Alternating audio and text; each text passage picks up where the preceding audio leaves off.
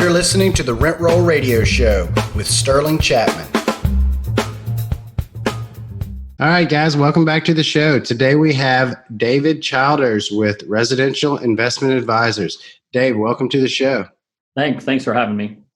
Awesome. So normally we kick our show off by asking our guests, why should we listen to you? Well, I'll tell you, I've been doing this since I was 25 years old. I'm 40 now, just turned 40 this year, so big year. I've really, you're talking about your corporate America job. I've never worked, luckily, in a job. I hear everybody complain about corporate America.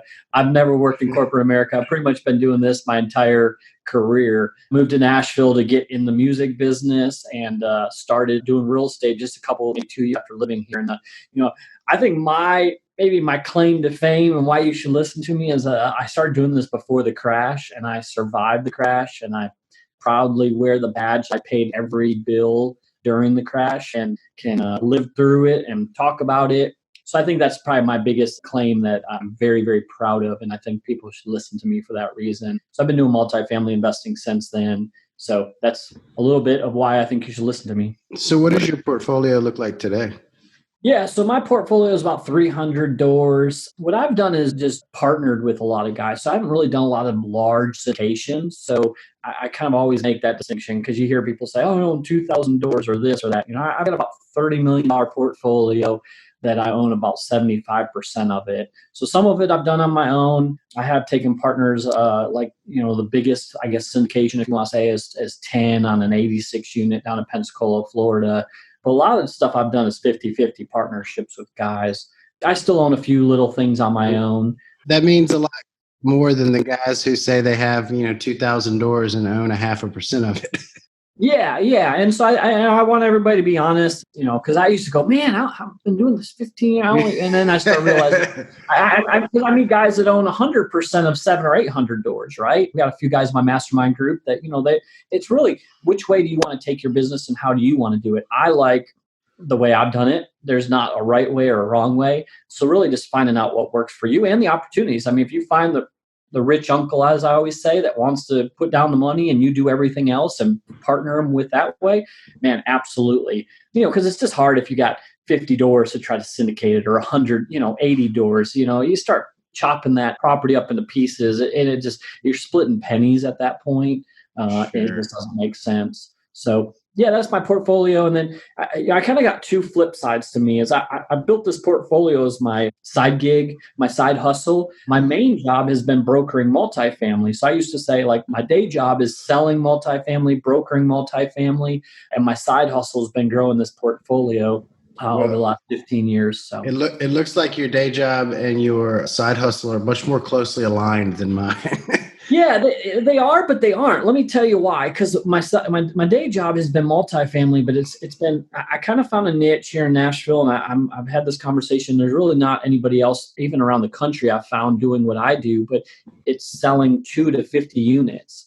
And so I've sold about 450 of those type of properties. So a lot of duplexes, a lot of 10 unit.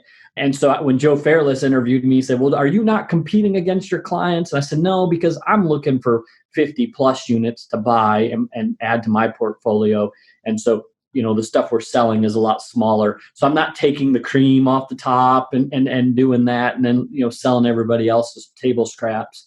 And so this year, 2020, is kind of the year I'm actually stepping away from my brokerage firm after 10 years. And I've got agents taking over that.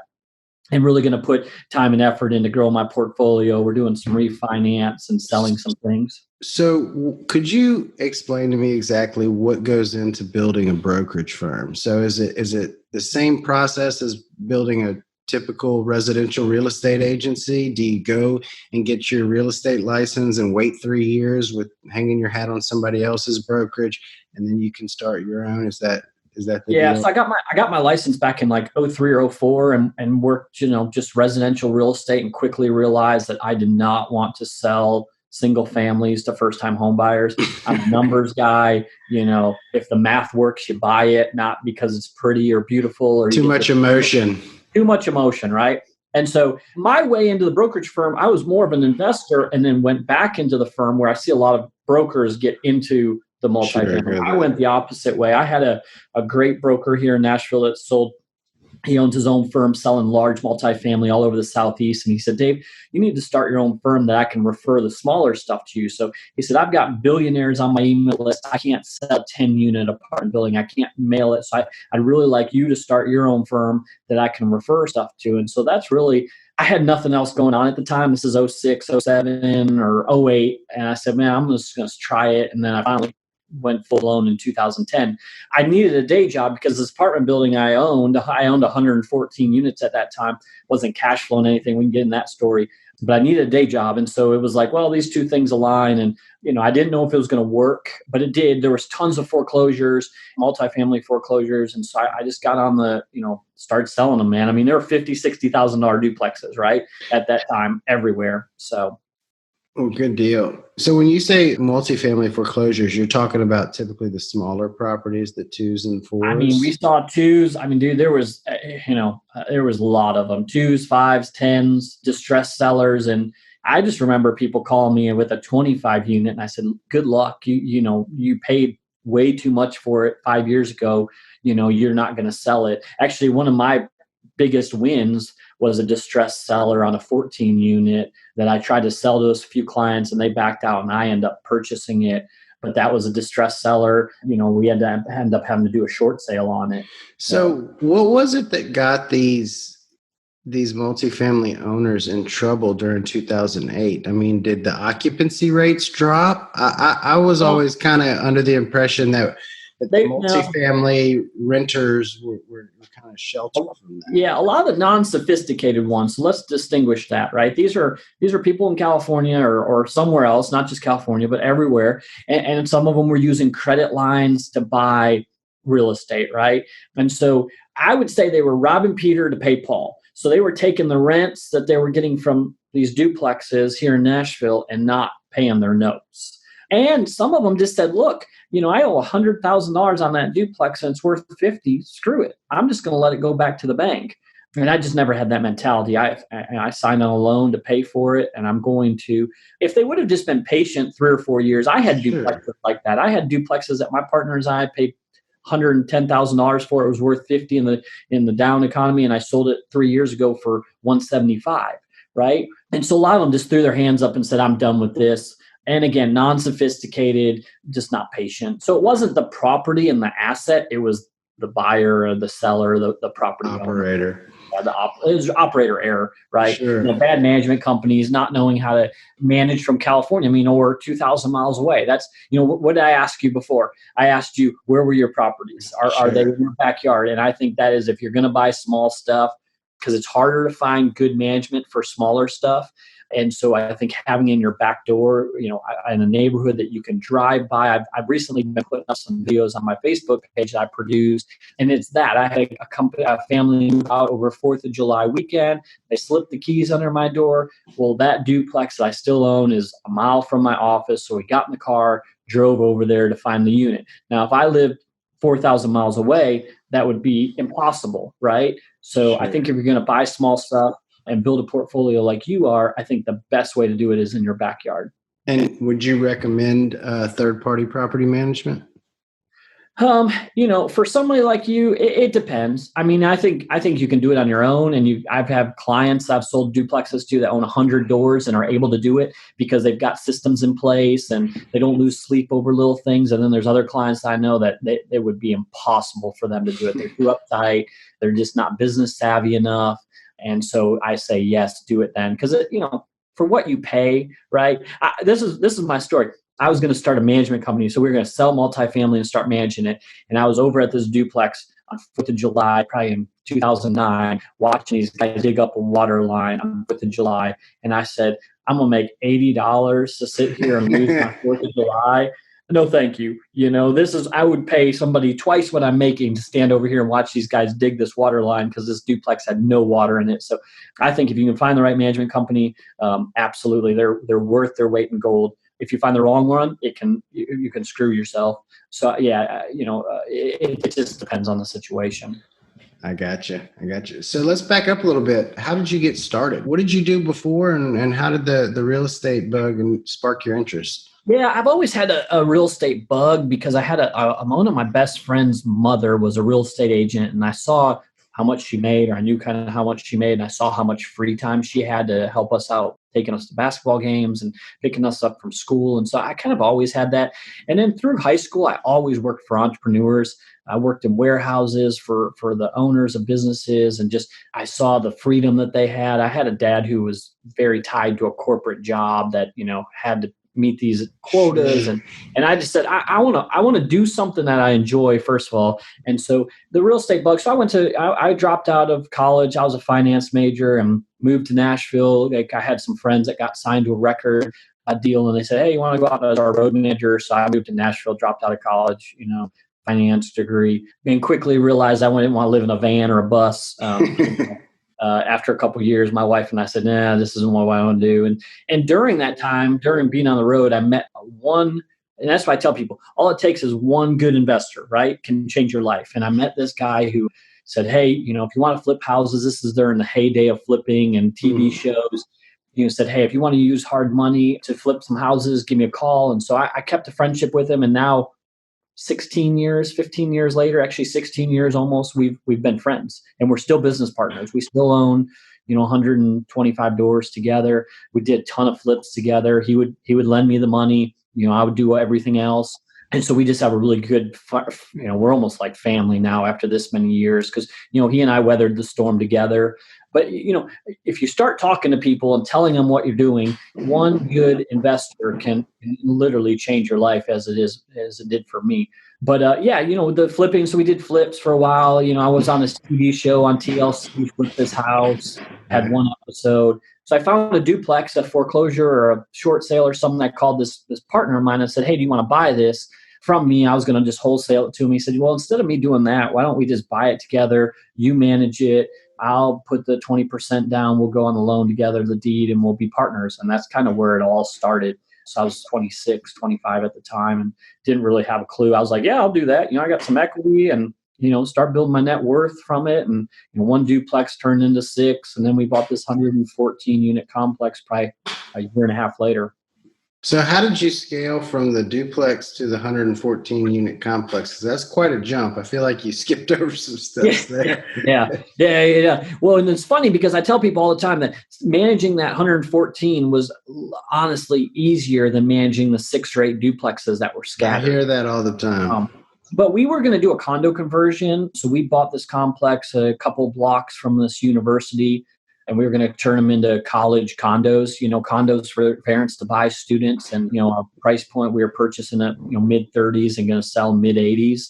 So do the math. I thought, hey, I'm going to make $1 million, couple $1 million just this year alone. I was already picking out my Mercedes, and that's when everything literally crashed that summer. And there was no financing for condos, anything. All of it completely dried up.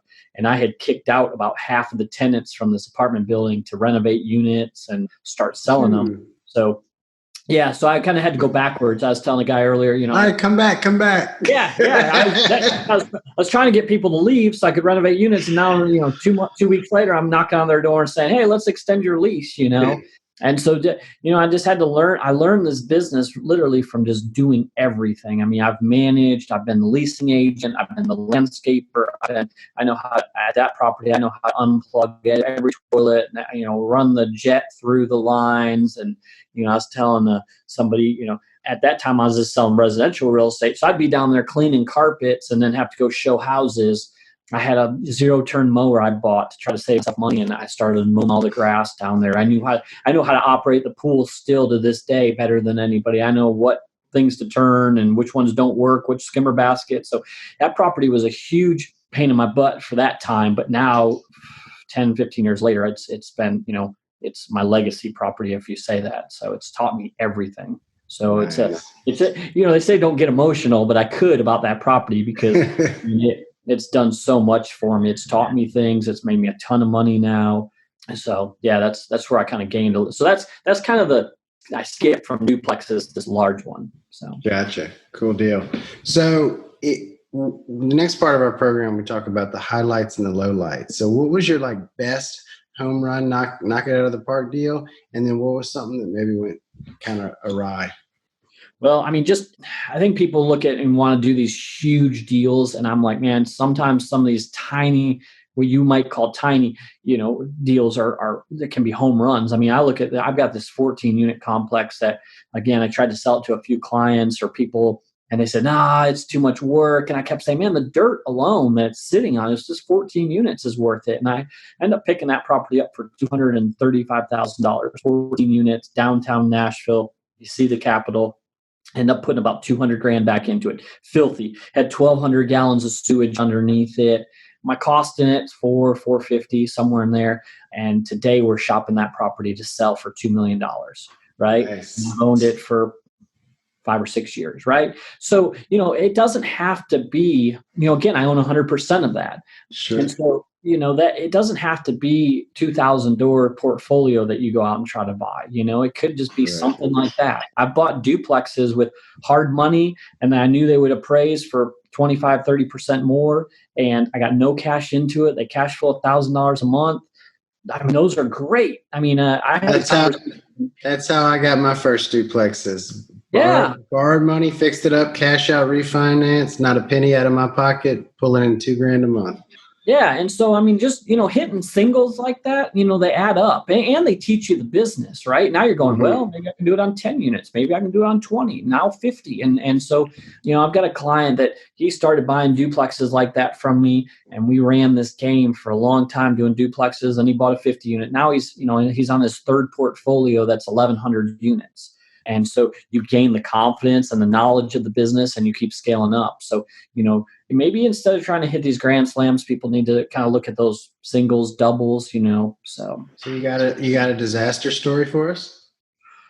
Oh, let me think. Well, a lot of disaster stories, obviously, in this business. It's not all, sunshine and rainbows. Yeah. I mean, it could be tenant disasters. It could be property. I mean, everything. I say time is the greatest healer in real estate, right? So like if you buy something today and it will work out eventually. It might take, my story, if you would have called me 8 years ago about that 114 unit, I would have said this is a disaster, and now, we're getting ready to do a huge cash out refinance on it. So I have properties I bought that I thought were great deals because they were cheap per door. That's probably the biggest lesson I've learned, right? I bought a property that was, $17,000, $18,000 a door, thinking I was going to make this class D into a C plus, and it just isn't happening. So what is your take on the area? What class properties are you buying? I like workforce housing. I just think it's going to be recession proof. It is recession proof. I maybe on the higher end of the workforce, maybe the C plus B minus, but I think that's just a tried and true, property that you're not going to get hurt in a down economy. I just went to one of my big properties and there's people who have lived there. I've seen their kids be born and get out of high school, right? And so that's the kind of stuff I want, right? I want stuff where people are there for a while, the turnover is low, and you get those in certain neighborhoods, in certain types of properties like that. So you're not going to be there a year and move out. So, again, workforce housing is what I'm looking for. Now all your properties are in Nashville. Well, I actually have one. I ventured out 3 years ago and we bought in Pensacola, Florida. I'm not stuck on Nashville by any means. I look at my criteria, again, back to being is the day's drive from Nashville. I don't really, or a Southwest flight. I always tell people, I'm like, somebody pitched me a deal. They wanted me to, help them guarantee the debt or something. I said, well, does Southwest fly there? And he's like, what does that matter? I said, because I don't want to get on a plane, then get on a train and then rent a car. I want to be in and out if I have to, So, I love the Southeast. I love, a day's drive from Nashville, just so if I need to be somewhere, tomorrow or in a few hours, I can be there.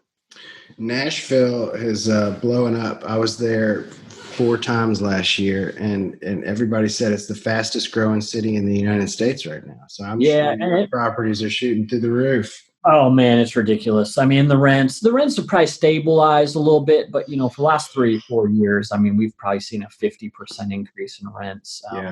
One of my Class C housing. So one of my employees that was based out of Nashville, he said he'd moved there for the job 2 years before, and his house had already doubled in value. Yeah. So then you got to say, hey, should I be selling some of this multifamily and moving my money in, and so I've got probably 5 or 6 plays I'm doing this year. This duplex I've got, 150 grand in equity that's not making me any money. I'm probably sell that 1031, keep moving it around. And so, yeah, anywhere between Pensacola, the Carolinas, Nashville, parts of Kentucky, I'm still going to try to buy stuff around there. Awesome. So what advice do you have for our listeners that are maybe just getting started or thinking about making that transition into real estate investing? And then the second part of that question is, what about the ones who have kind of already started, but they're only waist deep and they're looking to take it to the next level? I think there's kind of two options, and that's kind of what we provide people here in Nashville is if you want to buy smaller multifamily, great. Find somebody that, like our company, residential investment advisors that can, really answer a lot of those questions. I mean, I've made it kind of my life's mission to help people get started and kind of use my experience for their advantage, right? And really teach them about it. So if we're selling you a duplex, I'm a resource for you. I can help you find management, answer those questions. But if maybe you're, got that corporate job where you just don't have that kind of time, finding experienced operators that have the experience like myself and partner up with us. Because when you partner with me, I'm an open book, man. I'll take you to the property. There's no hidden, smoke and mirrors, right? Come look, Right. Come with me. Any of my investors in Florida, they're more than welcome to go anytime they want, and I'll walk them to the property and teach them. So I think that's one of the big things for newbies is get in. And then I'm stressing right now because I think and I've had a few conversations about this, learn what actually happens at properties, because I see a lot of underwriting on larger deals that I don't think is actually obtainable when the rubber meets the road of the actual operation. So I've been stressing that. Learn how a manager leases and leasing agents and just how to deal with that and get on site. I've done a few asset management classes here in Nashville is what I'm calling them, but where we take people to my apartment building, we walk them through the maintenance shop, show them what we're thinking about the grounds and, amenities and model units and just all that. They get to talk to the manager, they get to talk to the maintenance guy. So really on the operational side. Now, are you finding that the duplexes and fourplex smaller multifamilies in Nashville are still cash flowing, or has the appreciation made the value of the asset so expensive that the rent won't cash flow? Yeah, I mean, so when I got into this, what I think of a deal and what somebody else might think is a deal are two completely different things. Really, when I started brokering, there was some deals I was like, man, that's not a deal. And I had a few doctors go, man, that's what I want, right? I want a nice property that I can put, 25, 30% down, and it's just going to pay for itself. There's no cash flow. We're fine with that, right? More on the cash, protecting their cash versus cash flow. And so I kind of had to be careful what I'd say because I'd be trying to broker a multifamily, go, oh, this doesn't make sense. And I'd have people. So I sometimes keep my mouth shut because good asset, might be for them, might not be for me. Yeah, but most duplexes in the Nashville metro area, they're going to be more on that model of buy it and it pays for itself and we're fine with that. We're going to bank more on appreciation. I'm not an appreciation buyer. I want cash flow, right? I want a cash on cash return. And that's what I think, that's just how I've lived my, my investing career is on cash flow. So what's next for you? So 2020, that's why I'm, like I told you, I'm like at home. I'm trying to work from home now and, work on a broker relationship. So for me, just like anybody, I'm out there trying to convince brokers to send me deals, just kind of get in the mix more because this has been my side hustle. So calling a lot and saying, hey, my side hustle, now my full-time hustle on operating and buying and want to sell this and move this and kind of inform them of what's going on. And I'll probably get in and do the Dave car tour, go visit, brokers I've talked to for years, hop in the car, do face-to-face meetings with them, go look at more properties, just be more available to them. So yeah, that's what's happening with me. And, when I do the cash out refinance, I'm gonna have quite a bit of capital. So I'm looking for deals. I'm a buyer. I'd love to, I've got people that call me constantly wanting me to, maybe partner with them if they need liquidity or Fannie and Freddie or HUD financing. I've got all that experience. So love to partner up with people. So if they're interested. Awesome. Well, I know there are a lot of people that are. So the next part of our show is we have the radio round where we just ask you 3 quick questions to help our audience get to know you a little bit better. First one is, what's your favorite book? Oh man, you said Rich Dad Poor Dad. My father-in-law, who's actually here at my house today, he gave me that book when I was a finance major, right? And it was like, whoa, this is like, Probably why you dropped out of school. Yeah. And I've really lived that book out, man. I mean, my business partner that I talk about, he's a high school educated, built a company that was, had 150 employees. And my father just, he's actually a college professor and teaches business. And so that book, man, I want to meet Kiyosaki just to give him a hug and be like, man, that book changed my life. But besides that, like Millionaire Next Door, I think that's kind of how I'm a blue collar type guy, man. I don't mind going in and getting dirty, and I don't do it much more these days, but I love that kind of mindset, a millionaire next door mindset. I'm a t-shirt and jeans, as fancy as I get these collared shirts, but most of the time I'm running around in t-shirt and jeans. And Millionaire Next Door was a great book for me too, to say we all have this mind of like how millionaires look, but that's really how it is. So absolutely. So next one, what's your favorite quote? Treat others as the golden rule, treat others as how you want to be treated. I mean, I really think that, and that's investors, that's tenants. I've had that conversation today. Like, we want to take really good care of our tenants, and because they take really good care of us, right? So we treat them with respect and we want it back. So that's probably my favorite quote that I use quite a bit. Awesome. And what's your favorite thing to do outside of work? Oh man, I race four-wheelers most weekends. So we race a series called the GNCC series. It races from New York all the way down to Florida. So if I'm not racing, my son and I are up at our farm riding four-wheelers. And so we spend a lot of time on four-wheelers, talking about four-wheelers, going four-wheeler races.